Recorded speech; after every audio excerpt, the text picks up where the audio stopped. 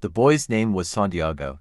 Dusk was falling as the boy arrived, with his herd at an abandoned church. The roof had fallen in long ago, and an enormous sycamore had grown on the spot where the sacristy had once stood. He decided to spend the night there. He saw to it that all the sheep entered through the ruined gate, and then laid some planks across it to prevent the flock from wandering away during the night. There were no wolves in the region, but once an animal had strayed during the night, and the boy had had to spend the entire next day searching for it. He swept the floor with his jacket and lay down, using the book he had just finished reading as a pillow. He told himself that he would have to start reading thicker books. They lasted longer and made more comfortable pillows. It was still dark when he awoke, and, looking up, he could see the stars through the half-destroyed roof. I wanted to sleep a little longer, he thought. He had had the same dream that night as a week ago, and once again he had awakened. Before it ended, he arose and, taking up his crook,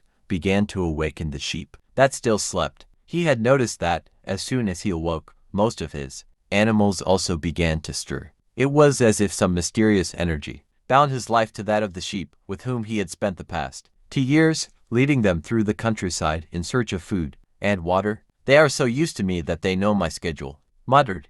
Thinking about that for a moment, he realized that it could be the other way around, that it was he who had become accustomed to their schedule, but there were certain of them who took a bit longer to awaken. The boy prodded them, one by one, with his crook, calling each by name. He had always believed that the sheep were able to